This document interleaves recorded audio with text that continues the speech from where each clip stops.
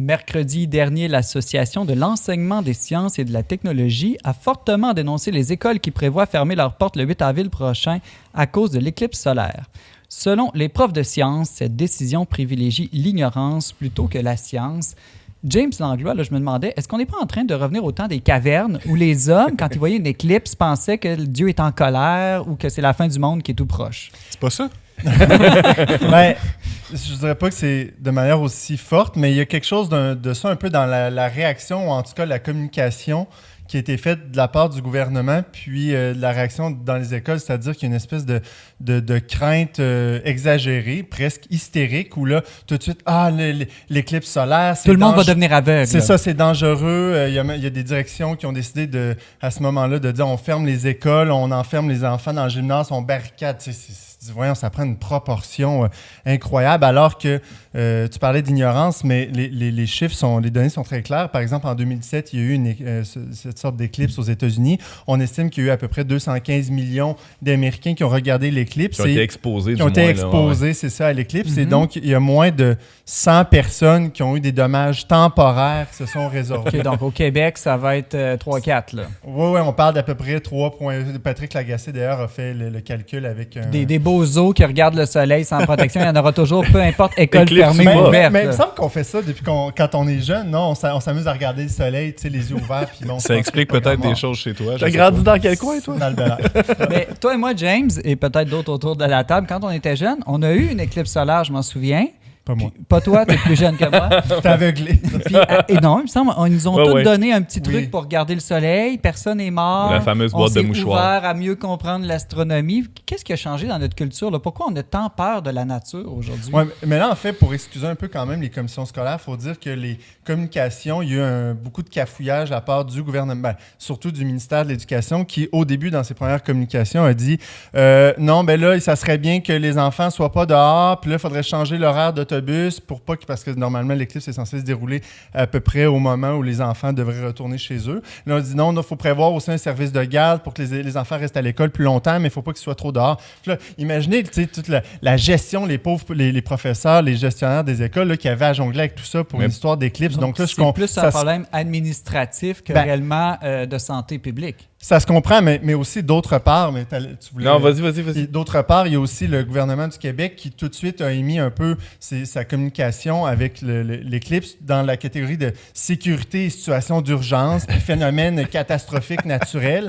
Donc là, les écoles qui avaient un peu, je dirais, relâché le côté hystérique, qui s'était modéré un peu, là, tout de suite, ça s'est redevenu en force parce que là, le gouvernement dit « Faites attention, l'éclipse est dangereux, nanana. » Fait que là, les écoles ont préféré dire finalement, on va mettre des journées pédagogiques. Là, le ministère de l'Éducation qui revient en disant non, finalement, on encourage, là, on clarifie, on encourage quand même que ça soit présent. Mais, donc, il y a une peur peut-être irrationnelle là-dedans des conséquences de l'éclipse, mais il y a aussi une peur je dirais, de responsabilisation que tout ça implique, une peur de dire ben non, nous, on va assumer s'il y a des enfants qui ont des dommages temporaires aux yeux parce que, je sais pas, ils respectent pas les consignes de santé là-dessus. Mais encore là, il faut aussi laisser la responsabilité aux parents de dire ben non, je choisis d'envoyer mon enfant à l'école puis de vivre cette expérience-là ou pas, ou juste de laisser le discernement aussi aux commissions scolaires, même aux professeurs, de dire non, moi je veux vivre cette journée-là, ce moment-là comme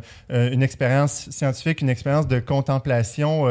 Moi, ça a été mon réflexe premier comme parent, je trouve, de dire tout de suite hey, quelle chance, quelle opportunité on a de pouvoir vivre une éclipse solaire. Moi, tu dis qu'on a vécu une, moi, quand on était jeune, mais moi, je me rappelle pas du marqué. tout. Mais là, moi, je dis, wow, hey, c'est vraiment... Puis, tu sais, c'est quoi? C'est au combien d'années? Je me rappelle plus. Les disent que la prochaine va être en 2080. Je une pense, aussi parfaite, oui. Oui, c'est ça. Donc, ça me fait penser au segment que Simon-Olivier Fecteau avait fait une fois à Infoman, où il avait fait tout un clip où il disait que dehors, c'est dangereux. Puis c'était un peu parodique, là.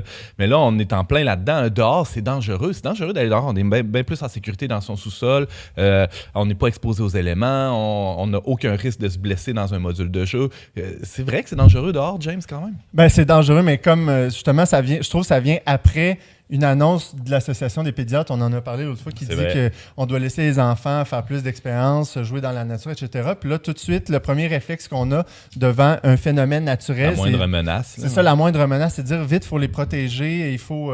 Puis bon, encore là, est-ce qu'il s'agit nécessairement de tomber dans cette espèce de peur irrationnelle? Je pense que non. Je pense qu'il faut saisir l'opportunité de cette journée-là pour montrer aux enfants à quel point la nature est belle. Puis, tu sais, tu parlais tantôt un peu d'âge des cavernes, là, puis parce que on peut faire ce parallèle que justement, quand avant le christianisme, le rapport à la nature était un rapport de crainte. On ne connaissait pas, on ignorait, donc on avait peur des phénomènes naturels. On attribuait ça, comme tu disais, à des phénomènes, à des dieux qui se fâchaient. Ça, des dieux méchants envers les hommes. C'est ça, mais depuis, je dirais, le judéo-christianisme, on est dans un rapport à la nature qui est beaucoup plus sain. On est dans un rapport de découverte, d'émerveillement, où on sait finalement que la nature est explicable et que ce n'est pas des forces, je dirais, cosmiques, occultes, mystérieuses qui se déroulent devant nous.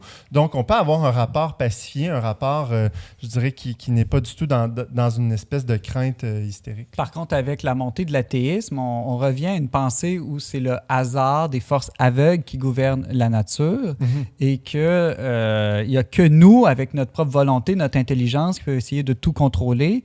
Et d'une certaine manière, il n'y a plus cette idée de confiance ou d'abandon. Mais c'est quand même paradoxal parce qu'on se dit, oui, il y a une espèce d'athéisme matérialiste. On se veut une société très rationnelle, très scientifique. Mais arrive un phénomène naturel comme celui-là et tout à coup, on perd tous ses repères et on tombe dans une espèce de discours de peur et justement Très émotif. Très émotif, c'est ça. Il n'y a pas de calme, là. Il n'y a pas un rapport serein dans tout ça, là. James Langlois, vas-tu la regarder, toi, l'éclipse? Ah, je vais la regarder, c'est certain. Mais, avec mes collègues du Verbe, peut-être. Ah oui, mais avec une bonne protection. Ah oui.